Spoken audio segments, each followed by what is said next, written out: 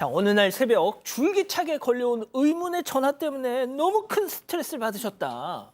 네, 제보자는 충남 천안에 사는 30대 여성인데요. 지난 16일 새벽 6시 29분부터 약 30분 동안 같은 번호로 13통의 전화를 받았습니다. 이 통화 중이거나 전원이 꺼져 있을 때 걸려온 것까지 포함하면 총 16통입니다. 6시 29분대에만 무려 4통의 전화가 걸려왔는데 제보자가 전화를 받으면 끊어지고 또 받으면 끊어지기를 반복했다고 해요. 그래서 제보자가 걸려온 전화번호로 전화를 다시 걸어보기도 했는데 상대가 전화를 받지 않거나 받다가도 바로 끊었습니다. 보통 이렇게 전화가 계속 엇갈리면 먼저 전화를 걸어온 쪽에서 무슨 용건으로 전화를 했는지 신뢰가 안 된다면 언제 다시 연락을 드리면 좋을지 문자를 남기잖아요. 근데 그런 것도 없었고요. 그런데 그 이후에 더 황당한 상황이 벌어졌습니다. 자, 이 상황이 새벽 6시 반에 벌어졌다고 생각을 해보십시오. 자, 제보자 얘기 그리고 옆에 있던 지인이 촬영한 당시 실제 통화 내용 이어서 들어보시죠. 처음에는 제가 받으면 끊고, 받으면 끊고, 받으면 끊고 계속 반복이라 네냐냐냐 막 이러고 오빠는 이러고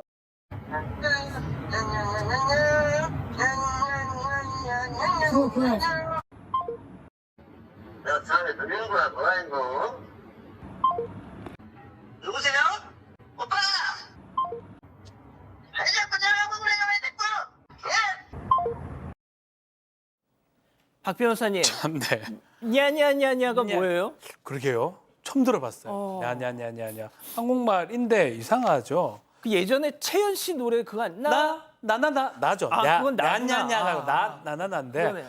어쨌든 이 의문의 남성이 이상한 음성에 이상한 목소리 실제로 새벽에 전화가 왔고요. 말씀처럼 계속 아주 수십 통, 열 몇 통 전화가 왔기 때문에 장난전을 의심하면서 지인한테 이걸 좀 찍어두라, 영상을 촬영해달라고 했고요. 그 촬영했으니까 이게 좀 남았습니다. 보면 전화를 하다가 보면 본인이 먼저 끊어버리기도 하고 중간에 나오는 게 냐냐, 나나나가 아니고 냐냐냐냐냐 뭐 이렇게 이상한 말을 또 하면서 끊어버리기도 하고 남자인데 분명히 남자인데 오빠! 이러면서 또 끊어버리기도 하고요.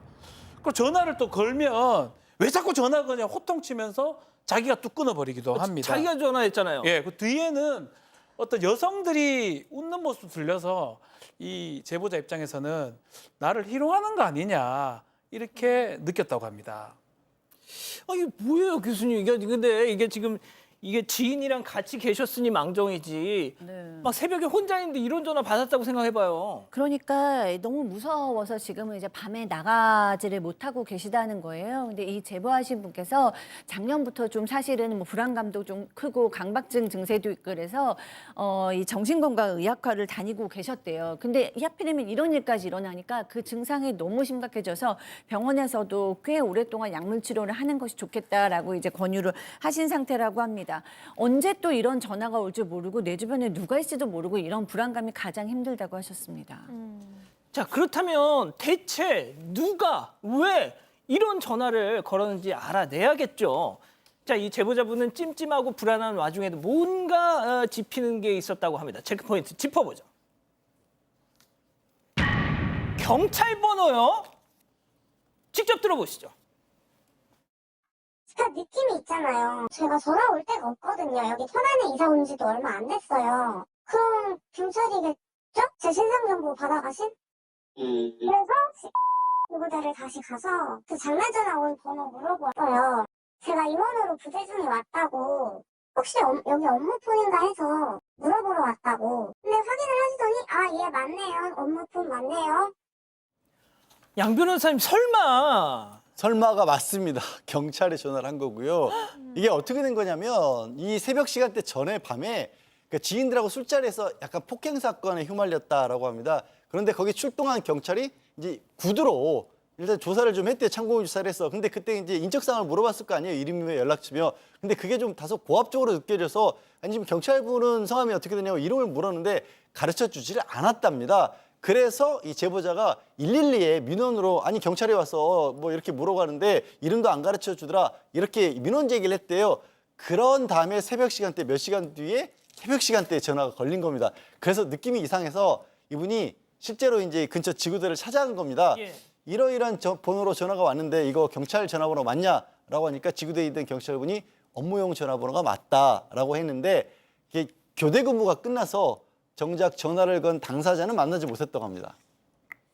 아, 교수님 이게 무슨 일 이런 일이 있어요, 진짜? 그러니까요. 공무원이고 이제 공권력을 가지고 있는 분이 감정적으로 지금 이 업무용 휴대폰을 사용했다라는 건데요. 일단 제보자는 이게 경찰의 업무용 휴대폰인 거를 확인했기 때문에 그 장량거즈 전화를 건 사람이 근무할 때쯤 전화를 해봤다고 합니다. 그런데 받지를 않았대요. 그래서 결국에는 그 다음 날 지인과 함께 해당 지구대를 찾아갔어요. 그러면서 장난 전화를 건 장본인을 찾았습니다. 만났습니다. 그랬는데 이 직급은 또 경위였대요. 경위요? 네, 어떻게 일반인한테 일반 시민한테 경찰이 이럴 수가 있냐? 그러고 이제 따졌는데 뭐 이렇게 얘기했대요. 죄송합니다, 제가 했어요라고 얘기는 했는데 그 말투가 정말 죄송합니다, 정말 죄송합니다 이런 게 아니라 뭐 그런 거 가지고 그럴 수도 있지 뭐 이러면서 사과인데 사과가 아닌 듯한 그런 말투로 얘기를 했다고 합니다. 자, 그리고 또 이런 얘기도 했어요. 그 박 변호사님. 예. 아까 저희가 제일 궁금했던 게 그 냔냔냔냐잖아요. 네. 그래서 그건 뭐냐 했더니 드라마를 보고 따라한 거다. 무슨 드라마요? 모르겠어요. 야냐냐냐냐 이런 드라마는 글쎄 한국 드라마로는 제가 알기로는 없는데 일본 드라마인가? 중국 드라마인가요? 예. 박 변호사님, 네. 저도 이제 처음 기자가 되면 경찰서를 돌잖아요. 그래서 경찰 계급 같은 거 막 달달 외우거든요. 경위 엄청 높습니다. 높아요. 순경, 경장, 경사. 그다음에 경위예요. 경위가 간부급이라고 보면 됩니다. 간부급이고 파출소 같은 데는 파출소장이 이제 경위 역할을 하고 있는 경위가 그 역할을 하고 있는데 이 정도 간부급이 이렇게 경솔한 행동을 한다? 납득하기 어렵고요. 제보자가 신문고에 올렸고요. 이 경찰서는 감찰에 착수를 했다고 합니다. 그러면서 일단 경위가 경솔하게 행동한 걸 맞는 것 같다. 아주 초기라서 정확하게 밝힐 수 있는 내용은 좀 없다라고 얘기를 하면서 다만 이제 뭐 더 밝혀지면 뭐 징계라든지 이런 것도 가능할 것으로 지금 보입니다. 예, 그 제작진이 이 해당 경위의 입장을 들어보려고 해당 지구대 업무용 휴대전화를 통해서 명함을 남기고 연락을 기다렸는데 뭐 안타깝게도 저렇게 보시는 것처럼 답변이 없었습니다. 양 변호사님, 좀 마지막으로 좀 한 말씀 해주시죠. 글쎄요, 저게 만약에 거꾸로 민원인이 저런 식으로 전화를 했으면 공무집행 방해로 맞다. 처벌받을 수도 있는 진짜. 사안이거든요. 굉장히 심각한 잘못을 저지른 겁니다. 지금이라도 이 지금 방송을 보고 아시게 된다면 피해자에게 정말 납작 엎드려 사과하고 용서를 빌기 바랍니다. 그것만이 오히려 우리 경인님에게 크게 도움이 될 수 있는 유일한 방법입니다. 그러니까요.